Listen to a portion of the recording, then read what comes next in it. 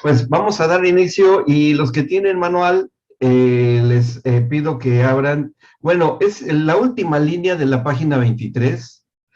A Luca después le enviamos el manual porque seguramente no lo tiene porque acaba de ingresar, pero se lo Ya se lo enviamos. envié, Doc. Ya, qué excelente, Debbie, qué bueno, muy bien, muy bien. Ahí Roxana está tratando de entrar también. Y en la página 23 al final es la última línea. Se recuerda que estamos analizando a todos los matrimonios que encontramos en la escritura, que son un buen ejemplo de defectos y virtudes, como cualquiera de nosotros podía tenerlo en matrimonio actual. La gran diferencia es que estos matrimonios pues no tenían la enorme ventaja que tenemos nosotros de tener haber pasado por el proceso de la redención y a tener a Cristo en nuestro corazón, ¿sí? Esa es la gran diferencia que hay entre estos matrimonios y nosotros. Pero aprendemos, ¿por qué?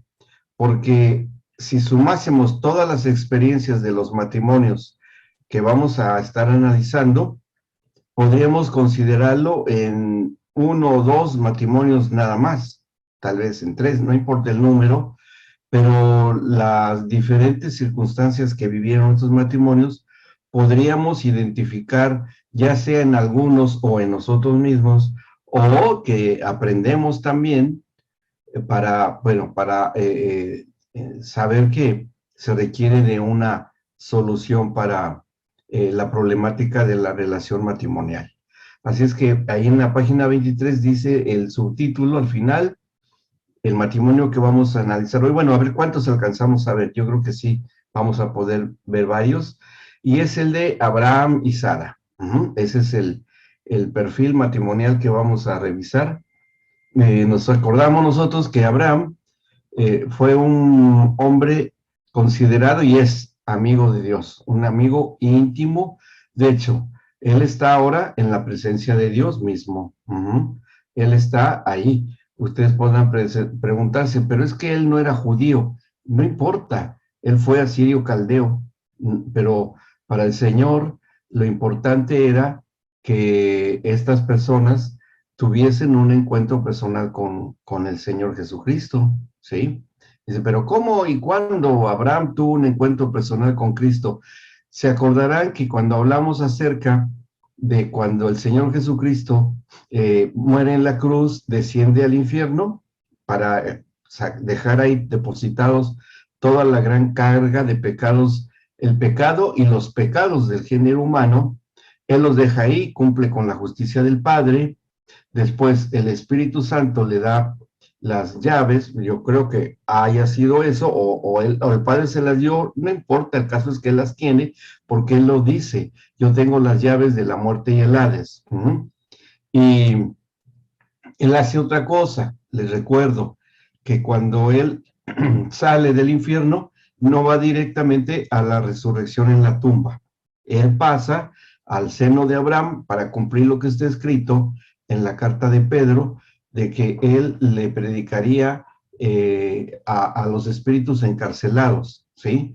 Desde los que están en el conocimiento por medio de la conciencia o por la conciencia moral de hacer el bien y hacer el mal y que hicieron el bien, y los que siguieron el pacto de todos los pactos establecidos en el Antiguo Testamento y siguieron la ley de Moisés lo mejor que pudieron, todas estas configuraciones o posibilidades son la gente que estaba en el seno de Abraham.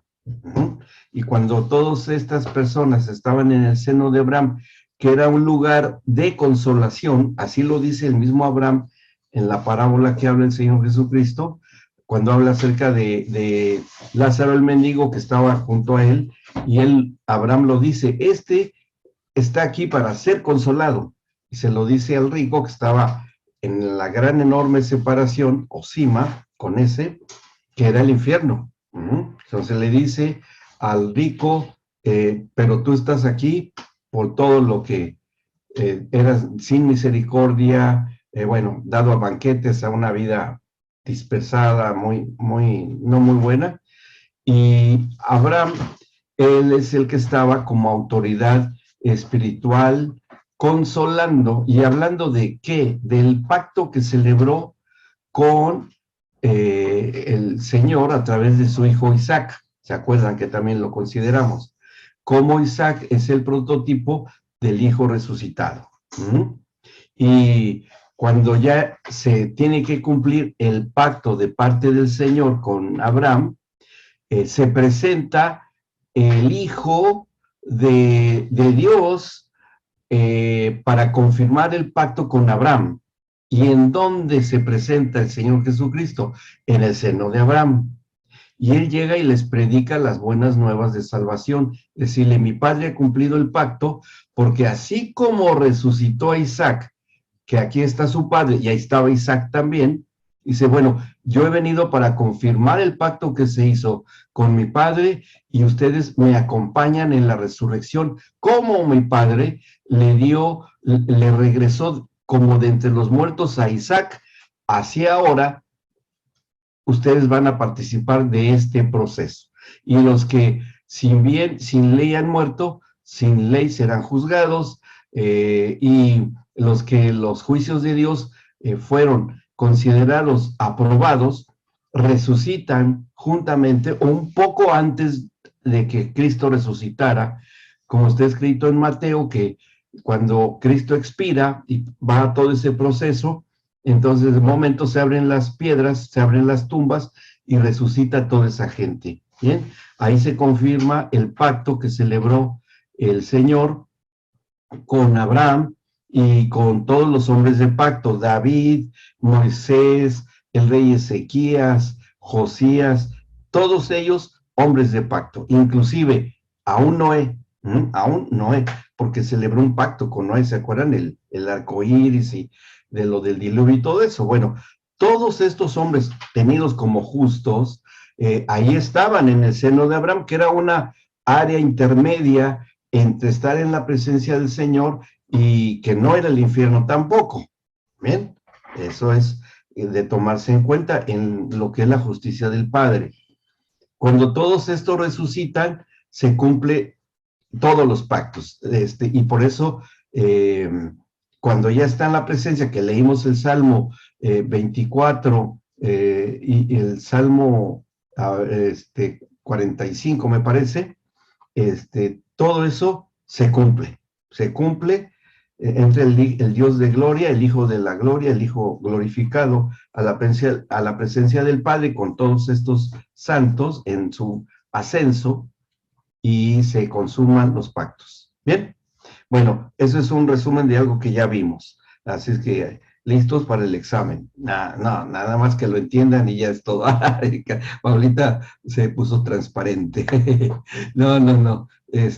Ya para mí estar aprobados es que no les queden dudas, y si tienen dudas y yo no dije algo, el Señor está para redarguir y convencer, ¿sí? Entonces, lo que yo nada he hecho bien, oren y pregunten, Señor, ¿este hombre dice la verdad o es pura imaginación? Digo, si no abarco las cosas como son, ¿bien? Eso va a ser el mejor examen.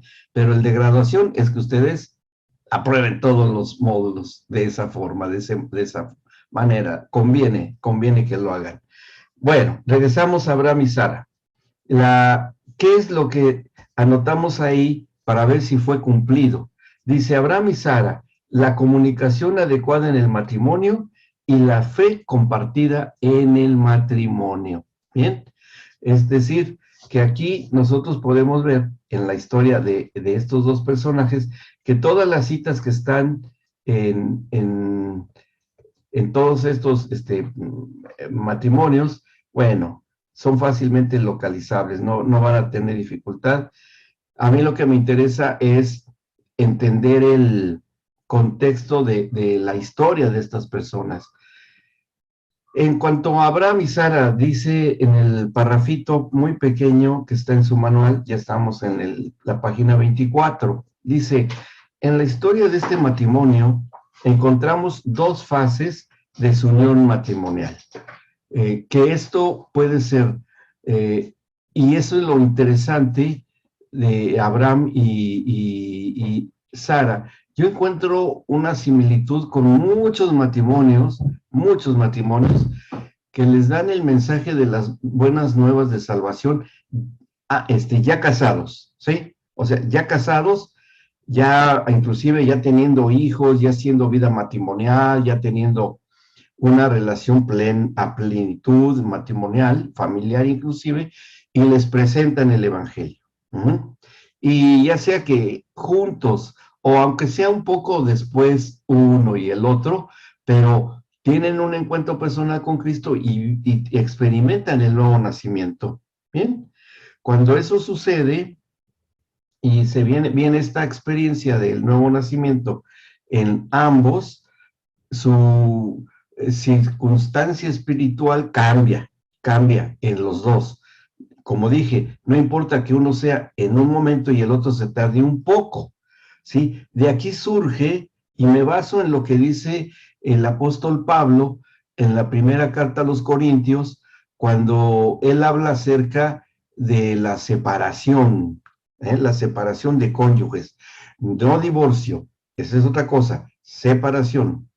Y ahí en esa carta, Pablo dice que si el incrédulo se separa de la creyente, pero él consiente en vivir con ella, porque ella es creyente, dice, no lo abandone, no lo deje, espérese un poco, porque por causa de usted, mujer creyente, él es salvo para que sus hijos no sean tenidos como bastardos, ¿bien? Porque hay una promesa de salvación para la familia. Entonces, eso es lo que explica Pablo en la carta a los Corintios. ¿Qué es lo que pasó con Abraham? Eso podemos verlo acá, miren, dice así, en la historia de este matrimonio, dos fases en su unión matrimonial. Cuando persiguiendo un fin común, deciden actuar bajo su propia opinión, sin tomar en cuenta el tiempo que marca Dios en la relación y acontecer del matrimonio. ¿Por qué decimos que hubo decisiones que se tomaron en común y después no? Bueno, la decisión en común fue cuando Sara se sujeta a Abraham de salir a un lugar indefinido, ¿sí? Indefinido. Ustedes recordarán que el Señor se le manifiesta a Abraham y le dice, toma tus cosas, todos tus criados, tu ganado, todo lo que tienes, y saldrás, deja a tu parentela y yo te diré a dónde tienes que ir. Y en esa situación tan peculiar, Abraham cree este mensaje de parte del Señor y sale. ¿A dónde? A donde le fuera a decir el Señor. Y eso es una manera de que puede ocurrir en el matrimonio, cuando uno de los dos recibe el mensaje de salvación, ¿sí? Más que el otro posiblemente. No necesariamente sean días de separación. Aún en las mismas reuniones, cuando se predique el Evangelio, el esposo puede ser que reciba a Cristo en ese momento y la esposa quede con reservas. O al contrario, que la esposa reciba a Cristo y él quede con reservas, ¿no? Es la misma situación. Es lo mismo que pasó con Abraham y Sara, que él se le manifiesta a Dios, le dice que tiene que abandonar su parentela, le cree a Dios y sale con todo lo que representaba vivir como un nómada. Se lleva a todas sus cosas, su riqueza, su ganado, sus sirvientes, y Sara obedece. Dice, mira, yo no sé si de veras se te apareció Dios. Nosotros estamos educados con nuestros propios dioses. Recuerden que eran asirios caldeos, tenían muchos ídolos. Dice, pero eres mi esposo. Y si sea Dios o no sea el único Dios verdadero, como se te haya presentado, yo te sigo a ti porque soy tu esposa. ¿Se dan cuenta que esto puede ocurrir? También en el matrimonio, hoy mismo, hoy también. ¿Qué es lo que vio el Señor con agrado? La fe de Abraham y al menos la fe que tenía en la palabra de marido de Abraham para con Sarai, o Sara, todavía era Sara.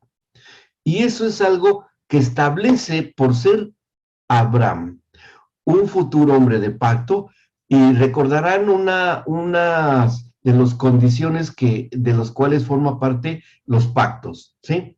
Y una condición que forma parte de los pactos es precisamente que los términos se deben cumplir, que son las cláusulas, todas las condiciones que se ponen en los pactos, que uno y otro lado de los pactos se tienen que aceptar y confirmar y cumplirlos. En este caso, como delante del Señor, Abraham y Sara habían hecho su pacto matrimonial.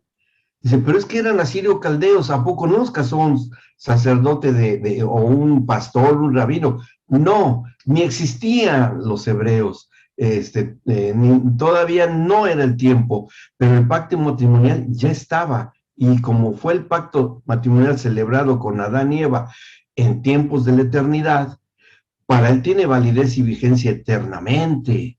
¿Me explicó?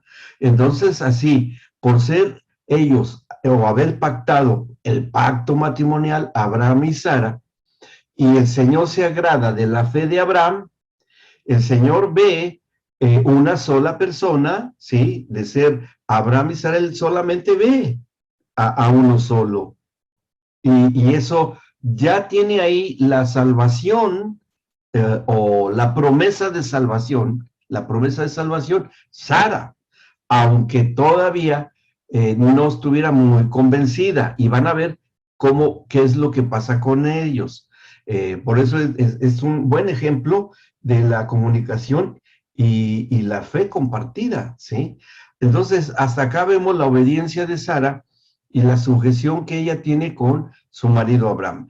Va con él, no le dice, bueno, vete tú y yo me quedo acá y según cómo te vaya, regresas por mí, no quiero ir porque yo no me voy a sentir segura, cómo nos vamos a ir al desierto, hay muchos peligros, nos vaya a pasar algo, aquí está mi familia, yo no voy a dejar a mi papá, a mi mamá, a mi familia X, yo aquí me quiero. No, ella lo siguió a él.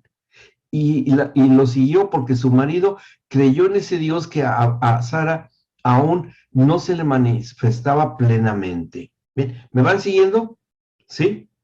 ¿Consideran ustedes que este ejemplo pueda darse en la actualidad, en la configuración de algunos matrimonios hoy día?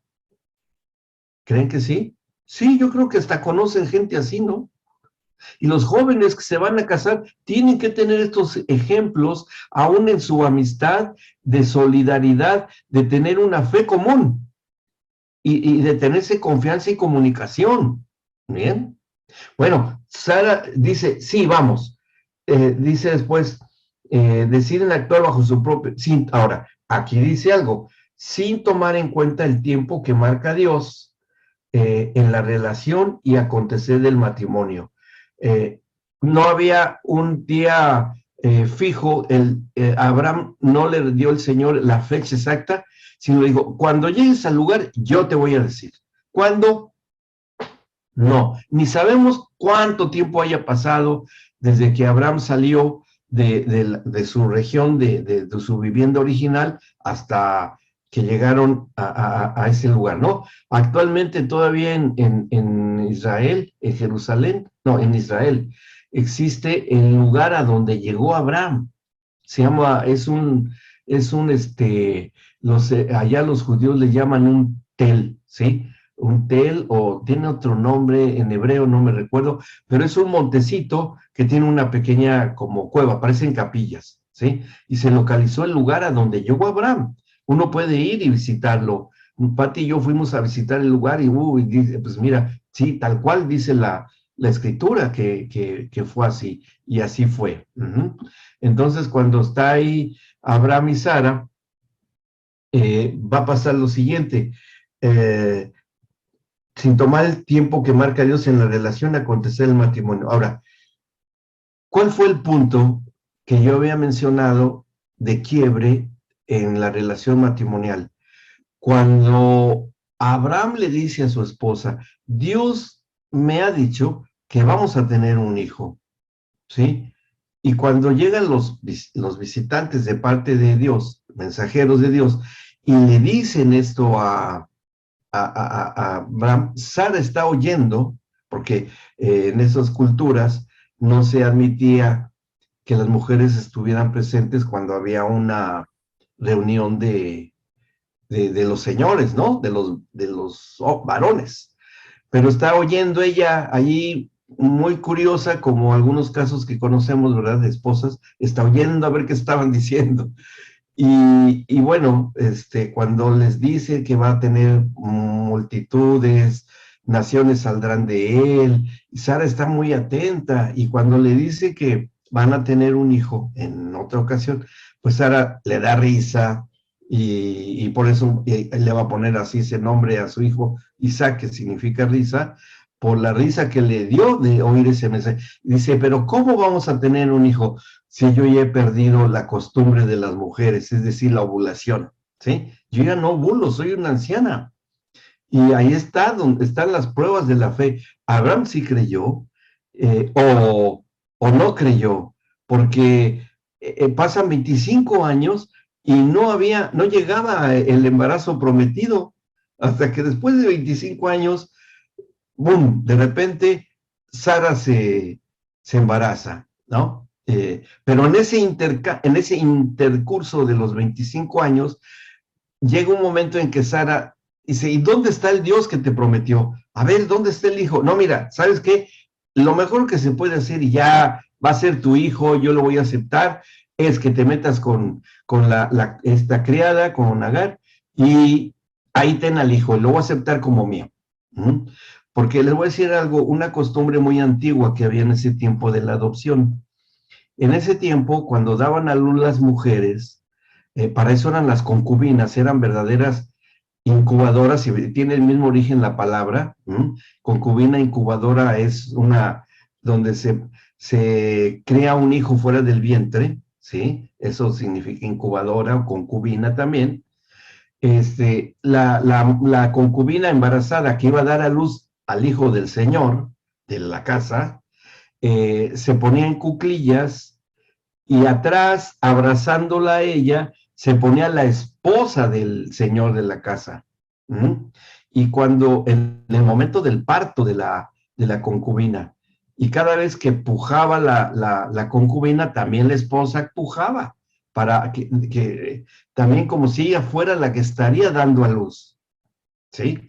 Y una vez que daba a luz la concubina, agarraban y pum, la quitaban, y le daban al hijo que recién había nacido, y se lo daban a la esposa, y ya era su hijo de ella, aunque no había tenido la transición del parto.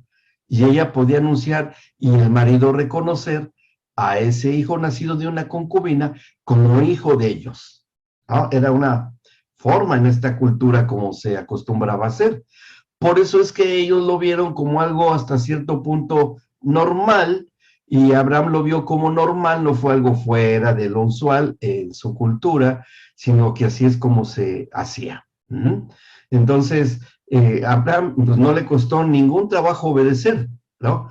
Bueno, está bien, sí, ya pasaron muchos años y no se ve claro esto, así es que pues vamos a hacerlo como estamos acostumbrados en nuestra tradición y en nuestra cultura. Al fin, pues siempre lo hacen, así lo hacían nuestros padres, así lo hacían nuestros abuelos, nuestros tatarabuelos, y qué sé yo, desde hace cuánto tiempo, ¿no? Y también nosotros encontramos que hay ciertas tradiciones y costumbres hoy familiares, en donde a veces prevalecen más que lo que Dios ha determinado se deba de hacer en la relación matrimonial, ¿sí? Miren, uno de los pleitos actuales, les pongo un ejemplo: la celebración de la Navidad o del Año Nuevo. Ese siempre ha sido un dilema para muchos matrimonios. ¿A dónde vamos a pasar la Navidad? ¿Con tus papás o con mis papás?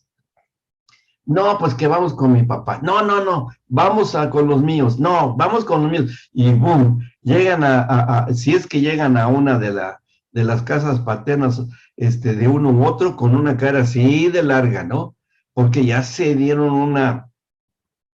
un encuentro de aquellos. Y ese no es el propósito del matrimonio, ¿no? O el Año Nuevo, ¿dónde vamos a ir? Bueno, ese es el punto. Y así, ¿En dónde va a estudiar nuestro hijo? ¿En esta escuela? No, en esta. ¿Y en dónde vamos a ir a vivir? Acá, no, allá.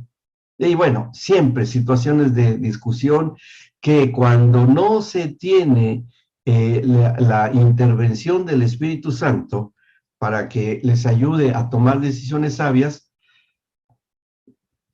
lo hacen en sus fuerzas, lo hacen de una manera que se pueden lastimar a ambos, y que eso no era lo que exactamente era el objetivo de Dios, sino que hubiese acuerdo, hubiese una cuestión, ¿sí? ¿Qué es la clave acá? Bueno, vamos a ver, sigamos la lectura.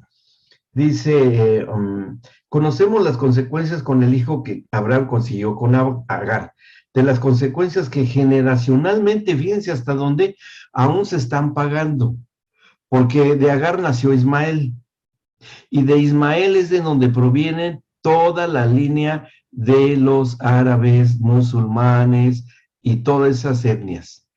Y que cuando nació Ismael, se le describe como un hombre fiero y que siempre iba a ser muy belicoso, muy violento y que siempre iba a estar en contienda contra sus descendientes directos de Abraham y de Sara, ¿no?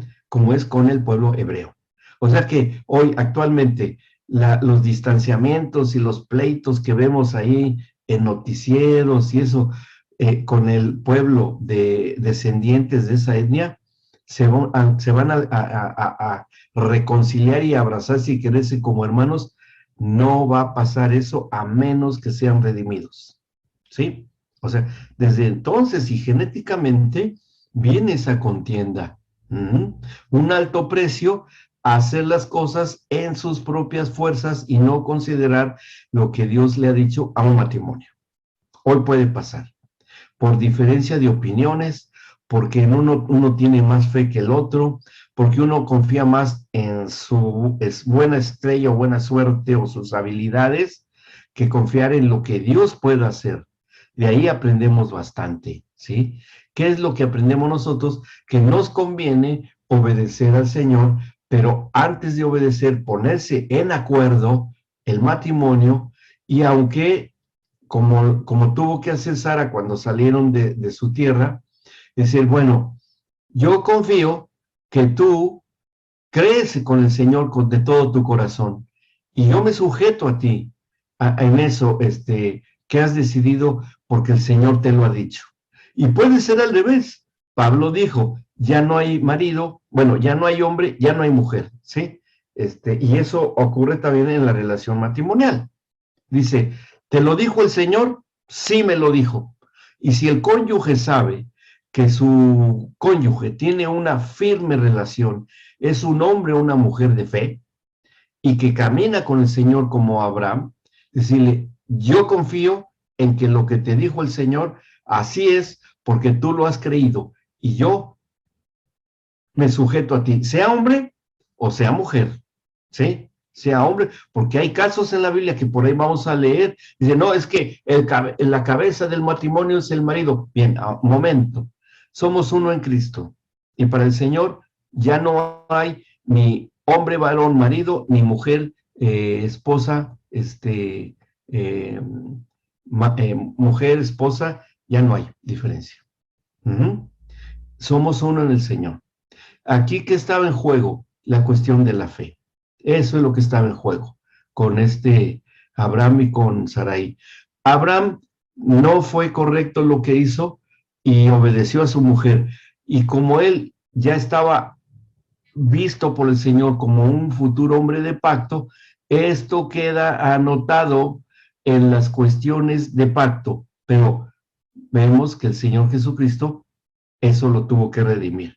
Todos estos errores, si le podemos llamar así, o mala puntería, casi pecado, porque no obedecieron al Señor tal cual, pero siguieron haciendo las cosas bien, eh, lo consideramos como algo que tiene remedio, pero solo en la redención, ¿sí? Tiene solución.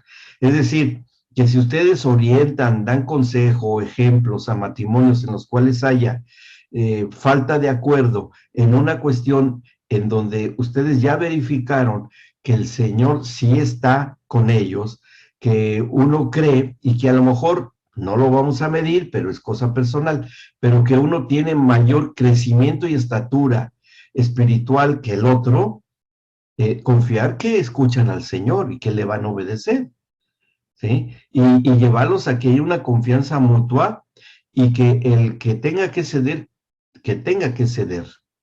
Y decir, sí, bien, yo creo que sí le habló a él porque yo he visto que Dios le responde, o en ella, y por esa cuestión de fidelidad que Dios tiene para con mi cónyuge, decido sujetarme a mi cónyuge. ¿Me explico? ¿Eso puede ser? Sí. ¿Y eso fue redimido por Cristo? Sí. Y ahí veremos en la redención cómo se dio esta solución para este matrimonio de pacto. ¿Bien? ¿Vamos bien? ¿Se entendió? ¿Sí? Perfecto. Ahora, siguiendo la lectura, dice, la otra fase sucede cuando el matrimonio recibe el don de Dios en el tiempo indicado, con los parámetros establecidos por Dios, o sea, los términos de pacto, y de las condiciones que harán cumplir las promesas de Dios para las generaciones venideras. Consideremos que el pacto matrimonial es paralelo en cuanto a los hijos al de Abraham con su hijo Isaac. Al ofrecer a Abraham a su hijo, Dios entrega a Jesucristo en su tiempo. Cuando un padre creyente entrega a su hijo, Dios entrega al suyo en sacrificio vivo, que esto también es una gran prueba actual para los matrimonios, ¿sí? Y sobre todo que a veces las costumbres y las tradiciones, y más que nada de la familia extendida, influyen muchísimo en uno de los cónyuges, ¿sí? Ejemplos, puede ser que haya matrimonios en el que no hay una conversión al Señor en algunos de los matrimonios, ¿sí? Perdón, de las familias extendidas, ya sean los papás de él o los papás de ella, o alguien que sea muy influyente en uno de los cónyuges y que le propongan y le digan a este, a la, este matrimonio. Mira, dice mi papá y dice mi mamá que ¿cuándo vamos a bautizar a nuestro hijo?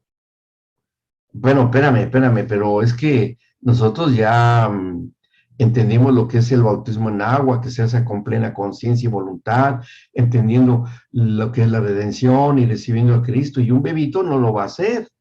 No, pero es que esa es la tradición de la familia y me van a dejar de hablar y ya nos van a voltear la espalda y la familia hay que conservarla y yo prefiero seguir esto porque es la costumbre de generaciones de mi familia. A ver, ¿conocen casos así? O tal vez hayan vivido casos así, ¿sí? Y empiezan a condicionar al matrimonio. Si no hacen esto, entonces ya no los queremos ver por acá y ya no hay herencia, los voy a desheredar. Uf. O ya no queremos que vengan aquí ni se relacionen con nosotros porque les lavaron el cerebro. Pues claro, si lo teníamos bien lleno de cosas, ¿no? Y no lo entienden, pero ahí está de por medio la desobediencia o la obediencia. Ahí está el acuerdo o el desacuerdo. ¿Me explico? Ahora, ¿qué fue lo que hizo Abraham? Él creyó y entregó a su hijo y el Señor se lo regresó. Y así es también entregar a los hijos al Señor. Entregar, porque son hijos de Él, pero Él está esperando que se los devolvamos, aunque se queda con nosotros, ¿sí? Dice, hay un caso que querían que lo presentaran al bebé porque tenía un viaje y querían la bendición. Bueno, eso y bueno, y una estampita es lo mismo, ¿no? Que le hubieran puesto una estampita pegadita acá, ¿no? Sería lo mismo. El pensamiento místico, y no es así.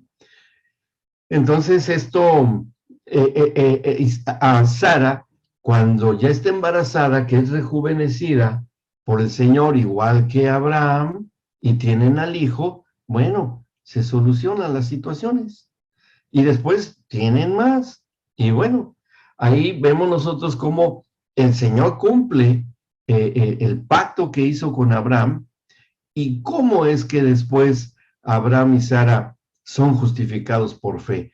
Porque no se quedó Sara fuera del matrimonio si tenían un pacto, el pacto matrimonial.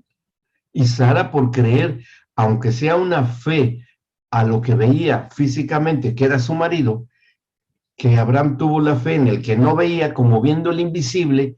Acerca de Moisés dice eso en Hebreos, pero también con Abraham, en el Hebreos capítulo 11, pues él creyó y consecuentemente Sara creyó.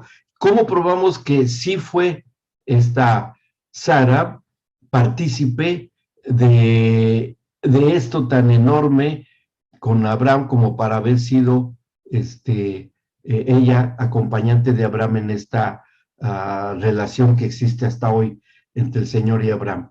Porque el Señor, cuando cambia los nombres, es una confirmación de pacto, ¿sí? ¿Se acuerdan que creo que se los comenté en alguna ocasión, no recuerdo bien?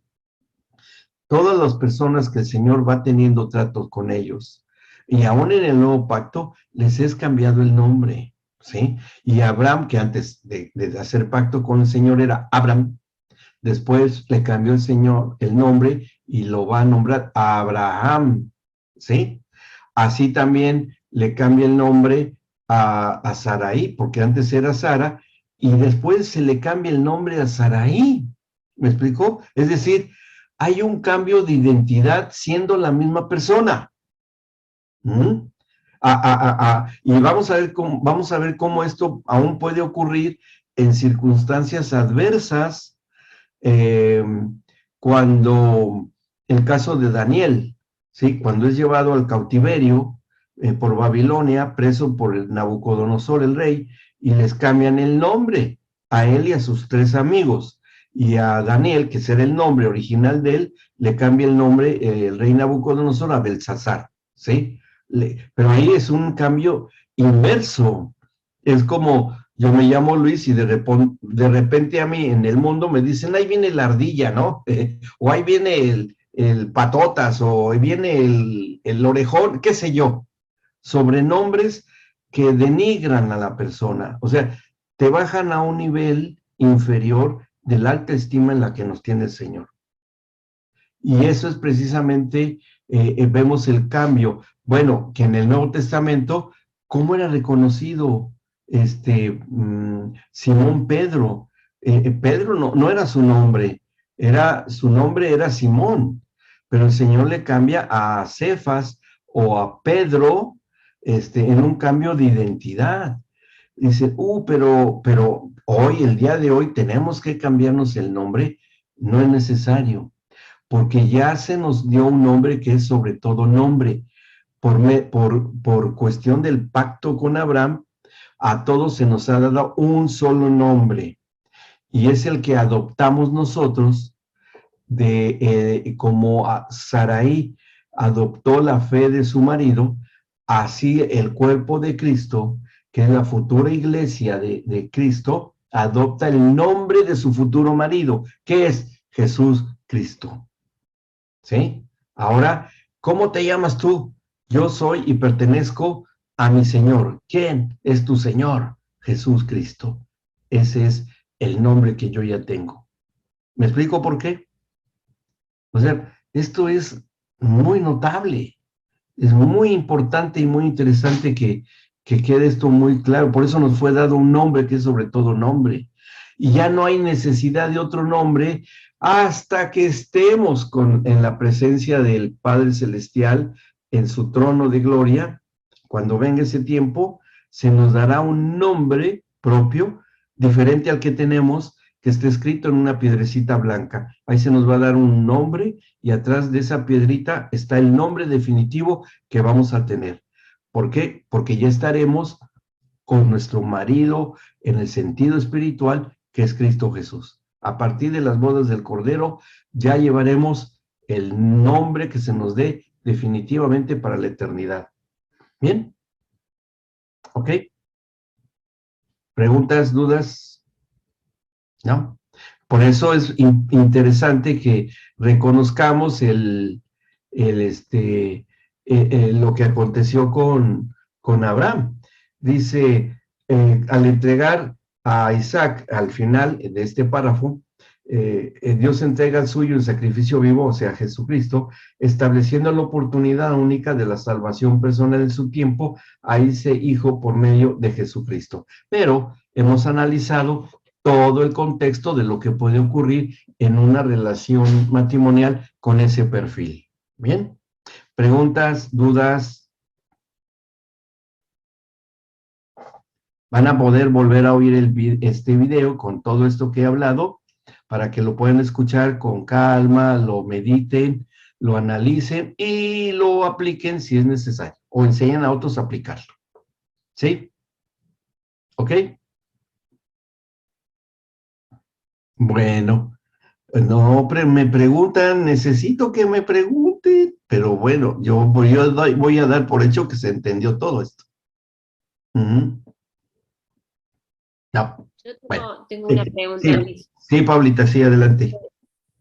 Veo que antes, como que en el Antiguo Testamento era muy importante el tema del nombre, al igual que lo de la Torre de Babel, como que estaban buscando un nombre, siempre lo del nombre era como algo muy poderoso, digamos. Sí. Y por eso es que el Señor hace ese énfasis de yo le voy a dar un nombre que es por sobre todo nombre, el nombre de Jesucristo. No sé qué sentido tenía, o capaz que como uno no conoce las traducciones de estos cambios de nombre que había, qué significaba, ¿no? Capaz que, Claro. bueno, en el de Simón y Pedro sabemos, pero en estos otros casos, como que si uno busca el significado, uno ve qué es lo que Dios quería hacer con las personas, ¿no? Porque los nombres que Dios le ponía o los cambios tenían otro significado, decía algo como que estigmataba a la persona con el cambio de nombre que le ponía. No sé si se entiende la pregunta, pero... No, sí está bien. No, bueno, mira, es por ejemplo el caso de Jacob, que se le cambia el nombre a Israel. O sea, de Jacob, que significa usurpador o significa tramposo, cosas así, le cambian el nombre a Israel, o sea, príncipe de Dios, ¿sí? O sea, porque es muy importante la identidad que tenemos, la identidad que tenemos como individuo, como vino del deseo de nuestro padre y nuestra madre de ponerse un determinado nombre. Ahora, yo quiero decirles algo, Dios hoy, actualmente, que tal vez algunos de ustedes lo hayan experimentado, Dios nos dice qué nombre le pongamos a nuestros hijos en revelación, ¿sí? Al menos eso, yo conozco varios matrimonios que eso ha pasado, al menos y no todos nuestros hijos, a mí, con un hijo en especial, a nosotros nos dijo, bien, Patti tenía muy poco tiempo de embarazada de sería el cuarto hijo, y el Señor le dijo que íbamos a tener un hijo varón y que le debíamos de poner por nombre Isaías, porque él lo había apartado para algo que él iba a hacer, ¿sí? Y así fue, efectivamente. Nació nuestro hijo y se llama Isaías, y ahora entre algún ministerio que él desempeña, él es profeta, aunque tiene una actividad de tipo, de una agrupación de beneficencia, él es el director nacional, pero él tiene un ministerio espiritual de ser profeta. Y lo usa muchísimo el Señor para eso. Entonces, hay ocasiones así, también el caso de Juan el Bautista, hay varios casos. Ahora, en donde dice que se nos va a cambiar el nombre, no sé si esa fue la pregunta que está haciendo Lore, me parece que fue la que preguntó. ¿Sí? Sí. Bueno. Y bueno, esto habla. Sí. Déjenme ver, a ver, déjenme buscárselos aquí en la Biblia. En el capítulo 2 de Apocalipsis, se los leo. Dice 2:17 de Apocalipsis. El que tiene oído, oiga lo que el Espíritu dice a las iglesias. Al que venciere, daré a comer del maná escondido, y le daré una piedrecita blanca, y en la piedrecita escrito un nombre nuevo, el cual ninguno conoce sino aquel que lo recibe. ¿Sí? Ahí está, en Apocalipsis 2:17.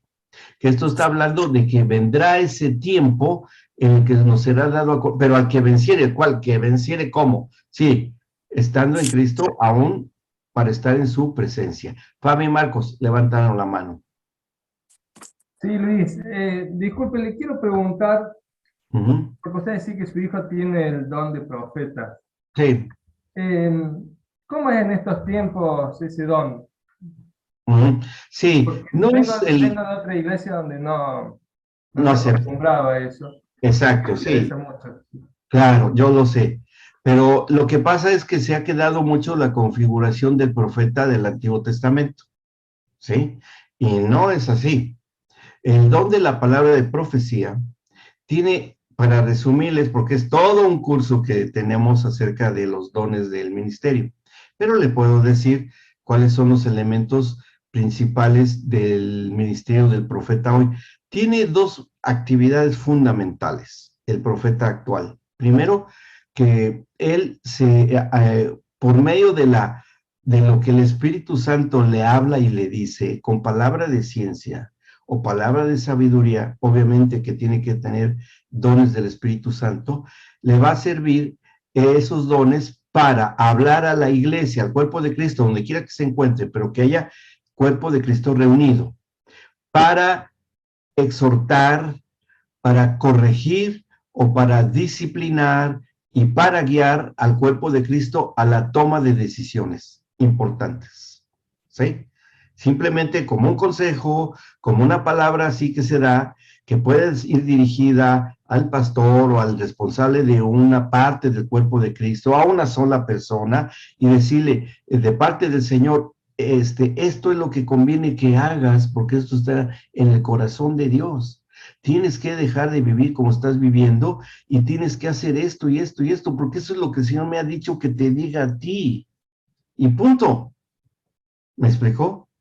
Y se va a cumplir, porque hay una cosa que advertencia al falso profeta, que los hay, y muchos en estos tiempos, pero es para disciplinar, para corregir, para dirigir, para exhortar, para afianzar a las personas en Cristo, hoy, el día de hoy. No se va a vestir y va a hablar y se va a parar ahí, así dice el Señor. Eso, no, eso es figuras simbólicas o medio obsoletas, no, eso fue, ¿no? O como Isaías o como Juan el Bautista, eso fue en su tiempo, porque era la cultura. ¿Qué es lo más importante? La esencia de lo que habla un ministerio de esa naturaleza. ¿Bien? Porque es uno de los 5 ministerios del Señor Jesucristo que siguen vigentes hasta el día de hoy para la edificación de su iglesia. Apóstol, profeta, pastor, maestro y evangelista. Los 5 ministerios que no fueron limitados por el tiempo, porque el Señor Jesús le dijo a sus apóstoles y a los que vinieran, todas estas cosas harán y más que las que yo hice, mucho más, como a través de los tiempos, miles y millones de veces a las que alcanzó a hacer el Señor Jesucristo en su tiempo. ¿Bien? Gracias. Bien, bueno, ¿alguna otra pregunta o duda? ¿Vamos bien? Bien, bien, bien, bien, bien, bien. Ok, seguimos entonces. Vamos a otro ejemplo de otro matrimonio. Este también es muy interesante. Dice Lot y su esposa, es el que sigue. Vamos a ver este matrimonio. El caso de Lot y su esposa. ¿Cuál es el elemento central en este matrimonio? El acomodamiento a las filosofías humanistas y sus consecuencias en las generaciones venideras, ¿sí? El acomodamiento a las filosofías humanistas y sus consecuencias en las generaciones venideras. Vamos a ver de qué se trata. Bueno, ¿se acuerdan ustedes de Lot, que fue sobrino de Abraham? lo tuvo que adoptar Abraham porque sus padres murieron y el único que podía adoptarlo era Abraham. Y cuando sale por las indicaciones de Dios, Lot, de su tierra, de Harán, entonces se lleva a Lot, su sobrino. Ya estaba también casado y hacían vida en común como una gran familia, porque aunque Abraham tenía una gran riqueza, Lot también tenía su propio ganado y sus propios sirvientes, que era en lo que se medía la riqueza de esos tiempos, ¿no? Aparte del oro y la plata que llevaran consigo, porque, pues bueno, además siendo nómadas, pues con mayor razón. Y se van a vivir, llegan en el desierto, llega un momento en que tienen una discusión, los pastores de ambos se pelean por unos pozos de agua, y al pelearse los pastores de uno y del otro, Abraham le dice a Lot, su sobrino, tenían a la vista el valle del Jordán y el Mar Muerto, que en ese tiempo no estaba desértico, era un lugar bastante fértil. Hoy si van ustedes es un lugar muy desértico y el Mar Muerto está bien muerto, ¿no? No hay nada de vida ahí. Es bien salado, o sea, saladísimo y venenoso. Uno ahí le advierten que no puede uno tomar un trago del agua del Mar Muerto porque te mueres. Tiene una cantidad de potasio extraordinaria que te produce un paro cardíaco. En una ocasión que estuvimos, Pati y yo, tenía 15 días, que un turista se le ocurrió, accidentalmente se resbaló, se cayó, y cuando cayó en el agua del mar, se tomó un trago de agua y falleció. ¿Sí? Es una advertencia muy, muy fuerte que hacen los guías de turista. Tienes que meterte sujeto de unas barras que hay para que no te vayas a resbalar, porque además, si abre los ojos en esa agua, te deja mal. Está tan salada que los ojos te los opacan, ¿no?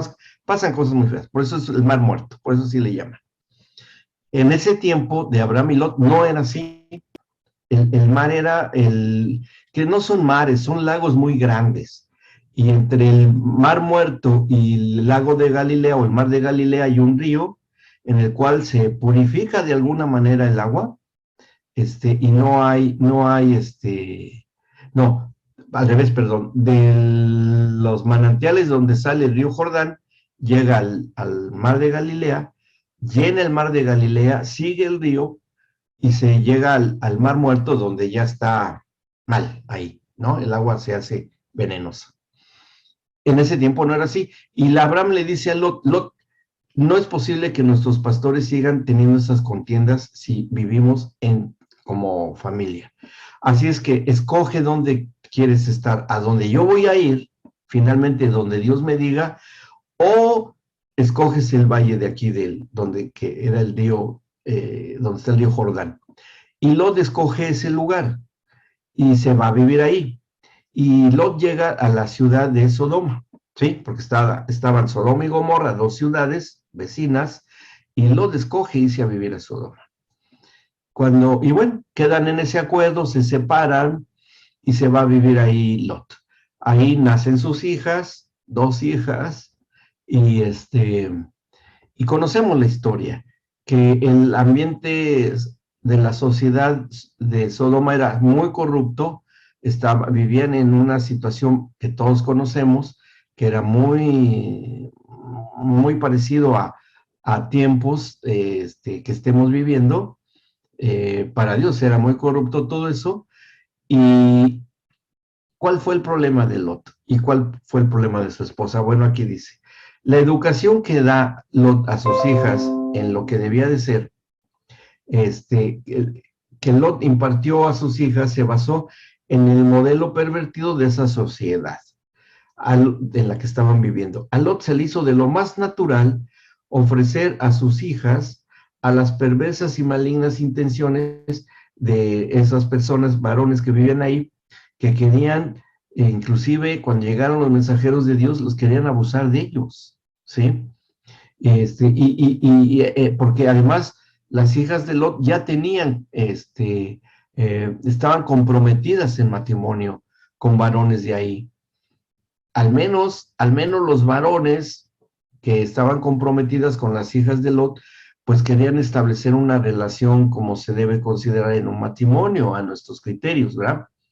Pero parece ser que no era tanto así, porque dice acá, sin considerar el poder sobrenatural que después demostraron los enviados de Dios. Se acordarán que cuando los mensajeros de Dios quieren ser forzados por los habitantes de la ciudad, y van contra ellos, y después sale Abraham a tratar de defenderlos, Lot sale a tratar de defenderlos, lo jalan y ¡pum!, ya no encuentran las puertas de la casa de Lot. Como que lo ciega, ya no encuentran la casa, anduvieron palpando a ver dónde está la puerta, dónde está, y nunca la encontraron. Y así es como logran preservarse Lot y sus hijas y su esposa. Cuando les dan el mensaje de parte de Dios que va a haber un juicio tremendo y que tienen que salir de ahí, ¿por qué? Porque Lot, como sobrino de Abraham, es partícipe del pacto de Abraham, porque era su familiar, ¿sí? Serás salvo tú y tu casa, que eso se sostiene hasta los tiempos de Pablo y hasta hoy. Le dicen que tienen que salir de la ciudad, que salgan y que no se les ocurra voltear hacia atrás, porque si no, se podrían arrepentir. Y bueno, cuando Lot le dice a su esposa y a sus hijas, nos vamos, los prometidos de las hijas no quieren salir, se burlaron y todo y no quisieron. Así es que cuando ya llega el momento en que ya viene el juicio, sacan a la familia y dicen, no volteen hacia atrás. Las hijas sí obedecieron a Lot, pero la esposa no.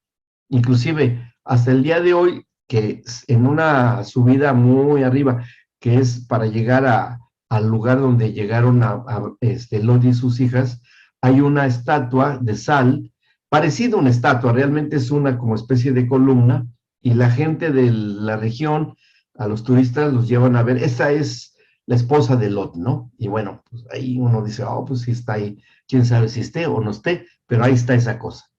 Llama la atención porque sí se ve, no está labrada ni nada, es natural. Inclusive yo me traje un bloque de la sal de ahí, porque es una sal. Y fíjense qué interesante, porque dice la escritura que llovió fuego del cielo, ¿sí? Y azufre y fuego. Bueno, y quiero decirles que todavía uno encuentra, si ahí a las orillas del Mar Muerto uno puede excavar ahí un poco, y encuentra uno unas esferitas negras, ¿sí? Y cuando las saca uno y las parte, están llenas de azufre. De hecho, en esa región es donde se encuentra el azufre más puro en el planeta. Todavía hay azufre ahí y sal. No son rocas tan gigantescas, pero es pura sal. Y están esas esferas negras metidas dentro de la sal, de los bloques de sal. O sea que tal cual dice la palabra, así está hoy. Hoy pueden ir y lo ven tal cual está escrito en la Biblia. ¿Qué es lo que dice? Y aquí, pasó algo interesante porque en la región había muchos pozos de brea, que es petróleo crudo, ¿sí? Petróleo crudo. Y cuando viene el juicio de Dios, hace que caigan rayos, ¿sí? O rayos, o fuego del cielo, e incendió los pozos de brea. Esto lo descubrieron los arqueólogos. Cuando se incendian los pozos de brea por los rayos, imaginen ustedes, explosivo, tremendamente explosivo, tanto así que hoy es difícil igualar una temperatura como la que se alcanzó en esa ocasión, de miles de grados centígrados, que haya cristalizado todo, cristalizó las rocas, la tierra, todo. Y el mismo brea o petróleo crudo en ebullición empezó a hacerse más líquido, se fue, porque son laderas así inclinadas, empezaron a resbalar y arrastraron a todas las casas con sus habitantes y se fueron al fondo del lago, que en ese tiempo no era un lago de agua dulce, y se hundieron ahí. Y ahí están las ruinas ahí de estas ciudades, en el fondo del Mar Muerto. Eso pudieron descubrirlo los arqueólogos, tal cual está escrito así. Bueno, seguimos a la historia.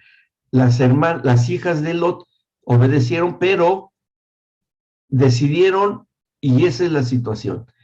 Ya empezamos a darnos cuenta de esta situación. ¿Qué es lo que pasó con la esposa de Lot? ¿Por qué volteó la esposa de Lot a lo que había prohibido Dios? Iba con su marido, iba tras de él, sí se fue, como Sara, sí se fue la esposa de Lot con él, pero ella volteó a ver lo que no debía ver, es decir, la visión de la mujer de Lot todavía estaba en su corazón, su vida pasada, sus amistades pasadas, su situación social, su estatus, porque Lot llegó a ocupar un lugar de ser juez en las puertas de la ciudad. O sea, llegó a tener una representación importante en la sociedad gobernante de la ciudad esta donde vivían. Pero después ya lo rechazan, a él lo ven como extranjero, y si lo era, lo desconocen, debían de haber tenido un lugar privilegiado, porque además era muy rico Lot, muy rico, tenía mucho ganado y muchos sirvientes, tenía riquezas, todo lo tuvieron que dejar. Y la mujer de Lot dice, pero ¿cómo voy a dejar, no? ¿Cómo voy a dejar a mis amigos ahora que me case o porque ya nos cambiamos, dejamos la religión para convertirnos a Cristo, pero yo extraño eso, o yo extraño mi forma de vida, extraño a mis amigas o a mis amigos de ese tiempo, no los quiero dejar? Mil situaciones que se pueden dar, ¿sí? Y cuando la esposa de Lot voltea, viene el juicio sobre ella. Es decir, se murió la esposa de Lot, pues es difícil decirlo, porque creo que nadie hoy se transforma en una estatua de sal, ¿no? Digo, creo que no. Pero sí puede ser incinerada una persona. O sea, cambia su condición y finalmente pues sean sal o cenizas, pero cambia, ¿verdad? O sea que Lot finalmente va a ser un viudo, sí, va a ser un viudo. Y cuando se van a la cueva de Zoar, que es a donde llegan, siendo que se tenían que ir a una ciudad que estaba muy cerca, se meten a esa cueva por temor y miedo y ver lo que le había pasado a la mamá o a la esposa de Lot, se meten en la cueva y cuando ya están esperando ahí que se acabe el mundo, que no iba a pasar, que nada más iba a ser esas ciudades, aflora la insuficiente educación o en una educación mal enfocada o insuficiente, diría yo, de parte de Lot a sus hijas y de su esposa también. Para empezar, el tipo de prometidos que tenía, partícipes de algo que Dios aborrecía. Y Lot, sí, pues, ¿qué tiene? Pues en la costumbre, pues son buenos chicos, son de buena familia, nos conviene a nosotros como familia estar emparentados con estas familias, tienen buena posición, creo que sí es bueno que se case nuestro hijo o nuestra hija con esa familia. Bueno, sí, pues son una familia medio disfuncional, pero pues, ¿qué tiene? A lo mejor, pues, a lo mejor cambia, ¿no? Y al final, después de un tiempo, sale lo que sale.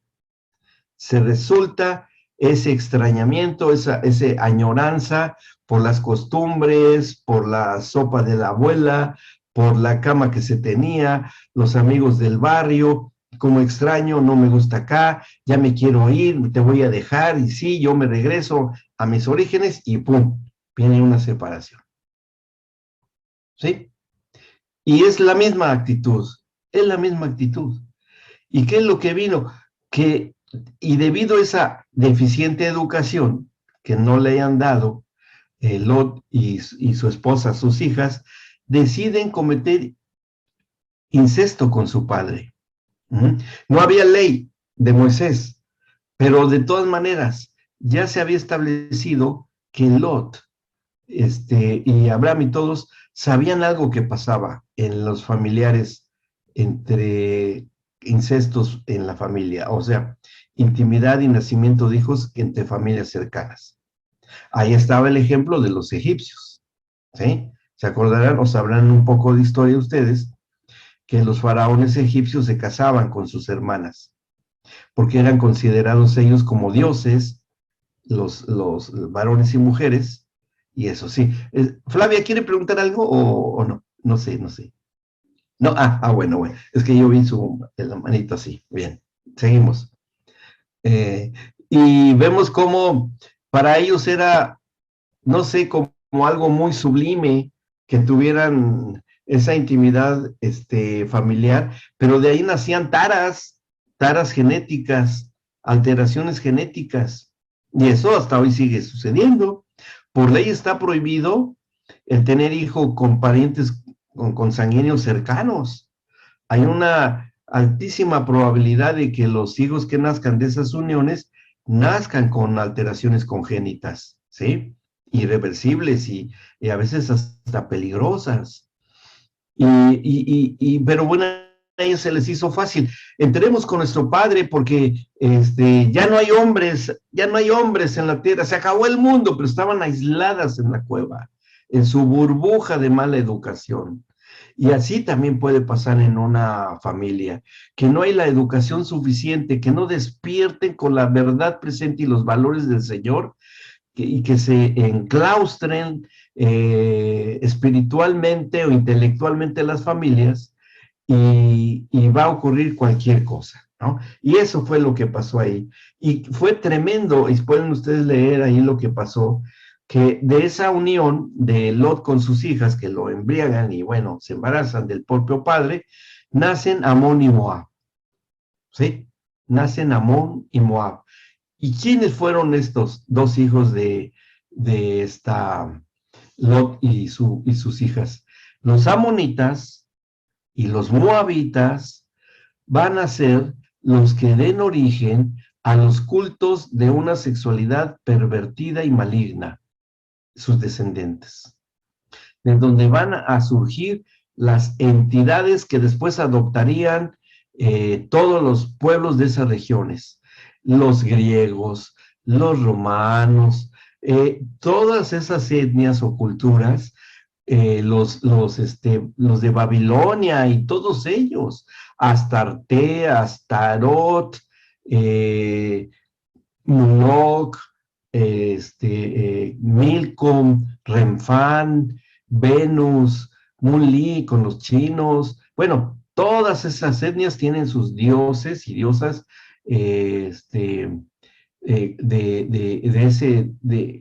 sexualizadas, ¿no? O sea, deificando una sexualidad pervertida y perdida en la inmensidad de la expresión de este tipo de hechos de la vida humana. Fue grave. Y hasta hoy quiero decirles, no sé si vieron algunos, un video, se acaban de inaugurar los juegos del Commonwealth, creo que así se apellida. Así se llaman estos juegos. Apenas se inauguraron, me parece que hace unas semanas. Los juegos de las comunidades europeas se inauguraron. ¿Y saben qué sacaron? ¿Qué hicieron para inaugurar estos juegos? Una figura mecánica, una cosa impresionante, grandísima, enorme, de Moloch, y lo dijeron así abiertamente, este es Moloch, con juegos de luces y con movimiento, y todos las gentes que están ahí se ponen a adorar a Moloch hoy, el día de hoy en ese estadio. Hoy, un dios tan perverso como fue, que se le entregaban en sacrificio y se adoraba sacrificando a los primogénitos, todas las familias. Ahí está todavía, siglo XXI, increíble, impresionante, pero esos espíritus son inmortales, ahí siguen estando. ¿Y de dónde vienen todos ellos? De los amonitas y de los moabitas. ¿Sí? Ahora, ¿qué riesgo hay y qué aprendemos de la situación de Lot y sus hijas? Que los matrimonios hoy deben tener su enfoque en la educación, en todos los aspectos de la vida de los hijos, incluyendo valores, virtudes de todo género, de todo tipo, morales, éticos, sexuales, todo conforme a lo que Dios diseñó en sus mandamientos, porque son las virtudes y el diseño original. No es un invento, no una imposición del cristianismo, ni mucho menos, es simplemente hacer lo que enseñó desde el principio el único Dios verdadero. Y que hay ese enorme riesgo de regresar a lo que siempre ha habido. Y eso, ¿y de dónde surgió eso? Pues de ahí, que fíjense después, sería cautivado por estos espíritus, ¿se acuerdan cuando vimos el pacto de David, la situación con Betsabé? ¿Se acuerdan que él recién acababa de ganar una guerra contra los amonitas y los moabitas, que se quedaron sin habitación estos espíritus inmundos, o sea, porque acabaron con los ejércitos, y que estos espíritus inmundos dijeron, sí, pues vamos a ir sobre David. Y como la especialidad de estos espíritus es la perversión en esta área, fueron contra David, lo acosaron hasta que David cayó en el adulterio y después quitarle la vida al esposo de Betsabé, Urías. ¿Qué fue esa operación? La operación de estos espíritus. Y fue presa el rey David, ni más ni menos, ¿sí? Entonces, y era un varón conforme al corazón de Dios, ¿eh?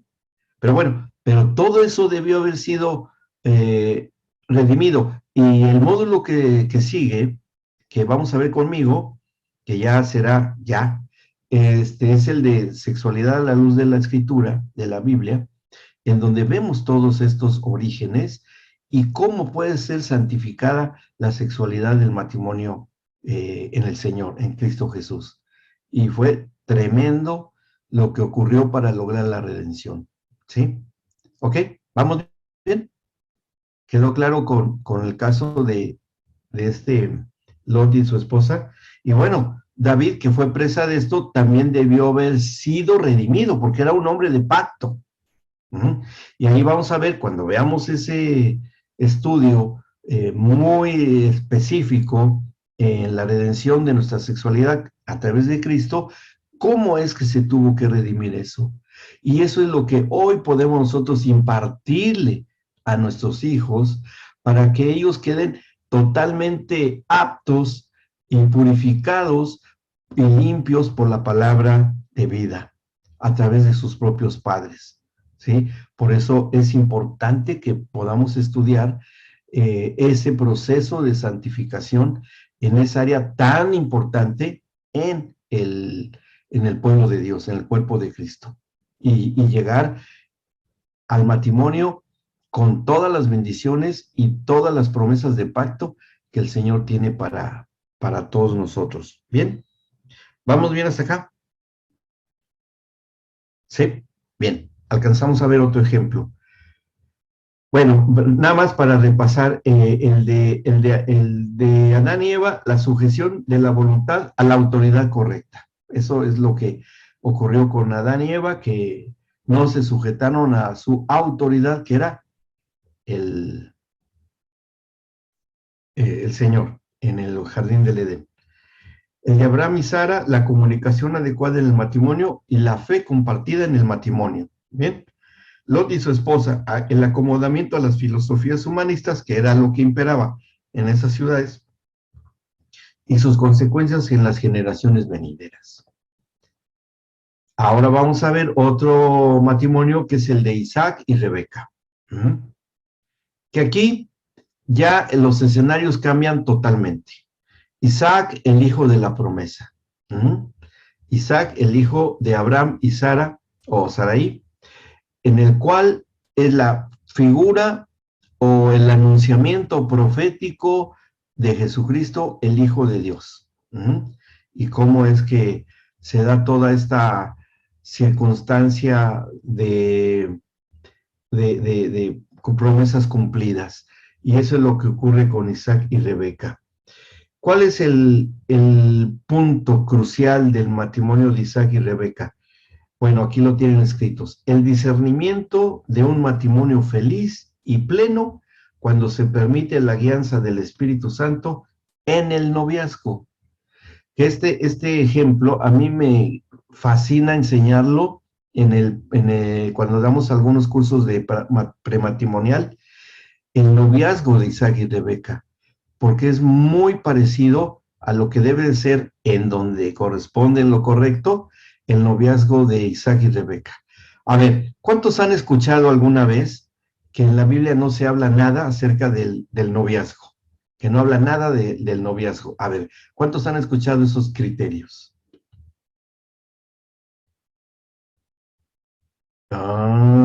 O nunca se les habían planteado esta pregunta, por eso no me contestan. Dice, ¿dónde dice ser novio, saber ser novio o no está aceptado el novio? O sea, conoces un chico y una chica, te quieres, así, se le encuentra en el colegio, ¿te quieres casar conmigo? Sí, pues vamos a ser novios. ¿Qué es eso? Pues yo tampoco, mañana nos casamos. Y ya se casaron. Así es. O tiene que pasar un proceso de conocer. Bueno, es lo que están viendo con Patty, ¿no? Acerca de la amistad, noviazgo y matrimonio, que, bueno, creo que van a ver. No están viendo ese todavía, ¿verdad? ¿O sí? ¿No? Ah, lo van a ver, van a ver cómo es eso. Es bien interesantísimo. Pero bueno, Isaac y Rebeca es el prototipo de un noviazgo dentro de la voluntad de Dios. No todo, pero sí en su esencia. Vamos a ver cómo es esto.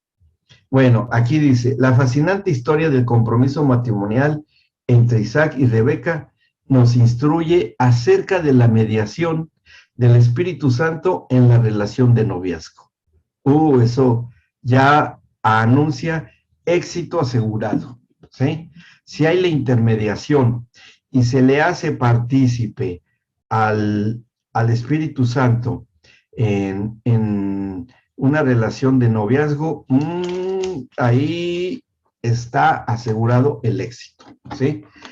Y vamos a ver, ahí si ustedes tienen ahí sus Biblias, para que me acompañen, al capítulo 24 del Génesis, ¿sí? Ahí vamos a encontrar perlas valiosísimas para nosotros. Bueno, para ustedes, para enseñarlos, o los futuros novios. A ver, ¿quién es novio todavía? Yo veo casi todos casaditos, pero ¿hay aquí algún novio o novia todavía? No. Estoy esperando. ¿No? ¿Todos? Bueno, pues entonces, No, eso lo tendré que... tenemos un soltero tenemos, no está de novio, pero tenemos un soltero ahí. Bueno. Sí, pero así como que cuando yo lo dije con razón se hacía así, y pasaban así, pum, pum. Bueno, está bien. Aquí se aprende. Y para los que ya no son novios, pero, bueno, van a poder aprender algo para las generaciones que vienen, ya sea la propia o la de otros, ¿sí? Vamos a ver, recuerden, Isaac es el prototipo de Cristo, y en este caso, Raquel será el prototipo de la iglesia. Y vamos a ver, hasta cierto punto, porque ya saben, les vuelvo a recalcar, todos tuvieron sus limitaciones en cuanto a lo perfecto. ¿Por qué? Porque esos tiempos no estaba el varón perfecto que es Cristo. Entonces debieron tener limitaciones. Es entendible. Bueno, aquí la vamos a encontrar también, pero vamos al punto que queremos tratar. Dice en el versículo 1, era Abraham ya viejo y bien avanzado en años, y el Señor había bendecido a Abraham en todo había sido bendecido Abraham. Dice, y dijo Abraham a un criado suyo, que aquí el criado, bien podemos considerarlo como un tipo del Espíritu Santo, ¿sí? El criado. O sea, aquí es criado de Abraham, pero en el caso de las dos personas, el Padre y el Espíritu Santo, esa es la función que desarrolla, porque es el ayudador o el consolador, el Espíritu Santo para la iglesia hoy. Por eso lo digo, Bien. Bueno, dice el 2, y dijo Abraham a un criado suyo, el más viejo de su casa, que era el que gobernaba en todo lo que tenía, como lo que hace hoy el Espíritu Santo en el cuerpo de Cristo. Dice, lo llama y le dice, pon ahora tu mano debajo de mi muslo y te juramentaré por el Señor. Y esto era muy serio en eso.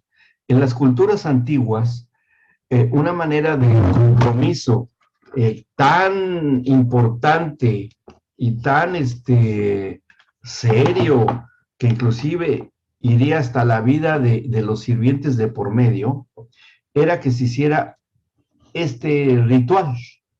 Porque aquí dice, pon tu mano debajo de mi muslo, porque iba a hacer un juramento el Señor, que sea así este juramento, por su hombría o por su virilidad, su hombre, diríamos su palabra de varón de verdad, ¿sí? Entonces, cuando en este caso el criado metía la mano bajo el muslo, era meter la mano y estar tocando los genitales de su señor, ¿sí? Esa era la manera. O sea, está mi palabra de hombre de por medio, ¿eh? Y esto, nadie se burla de esto. O lo haces porque lo haces. Y el que se comprometía lo tenía que hacer tal cual, porque iba de por medio su integridad física. ¿Me explico? Así de serio era. Así de serio. No era cualquier cosa. Pero bueno, pues hasta que lo sabemos, ya vemos ahí, no, pues sí lo iba a hacer y lo tenía que hacer. Bueno, le dice, y te juramentaré por el Señor, Dios de los cielos y Dios de la tierra, que después en el Éxodo, en los mandamientos sería, no jurarás el nombre de tu Dios en vano. Bien, le dice después, que no tomarás para mi hijo mujer de las hijas ni de los cananeos entre los cuales yo habito, que los cananeos provenían de los moabitas y los amonitas, ¿no? De ahí saldrían también todos ellos, ¿no? O esas etnias que después se contaminarían con lo de los moabitas y amonitas. Dice, sino que irás a mi tierra y a mi parentela y tomarás mujer para mi hijo Isaac. O sea, regresarás con las mujeres de mi casa, o sea, sus ascendientes, antepasados de Abraham. Y el criado le respondió, quizá la mujer no querrá venir en pos de mí a esta tierra. Volveré pues tu hijo a la tierra de donde saliste. Y Abraham le dijo, guárdate que no vuelvas a mi hijo allá. A ver, una cosa está en que tú vayas y consigas esposa para mi hijo y regresen los dos, y que no se quede él allá porque no es conveniente, porque yo sé cómo es la casa de donde yo nací, o sea, en su tierra, en su pueblo, y no conviene.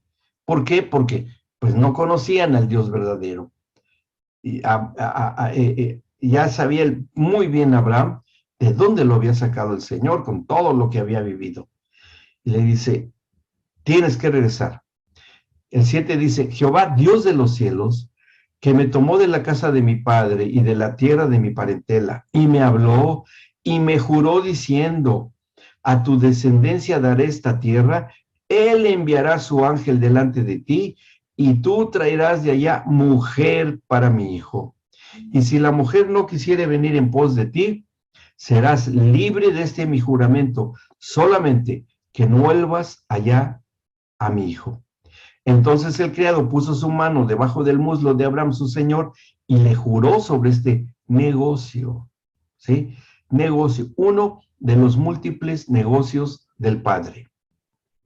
¿Se acuerdan que el Señor Jesucristo le dijo a José y María cuando se les perdió en el templo 3 días? Y que el Señor Jesús cuando lo encuentran le dice, ¿qué acaso no saben que en los negocios de mi Padre debo estar? Negocios, no negocios, negocios. Uno de los negocios del Señor Jesucristo es encontrar, lavar y limpiar a su futura esposa, como lo está haciendo aquí con Isaac. ¿Sí? Ahí está la correspondencia de pacto. Maravilloso esto, maravilloso. No, por eso Abraham tenía muchísima razón con lo que le está planteando ahora a Isaac. Bien, ¿vamos bien hasta acá? ¿Sí? Bueno, pues tenemos que continuar para la próxima sesión porque ya se nos fue el tiempo, ¿sí? Ahí se va a quedar este relato tan interesante. Nada más marquen que nos quedamos en Génesis 24, versículo 9. Génesis 24, 9. Ahí vamos a dejarle y vamos a acabar esta historia que para mí es hermoso, hermoso todo lo que va a suceder a continuación. Es para aprender y enseñárselo a nuestros hijos e hijas.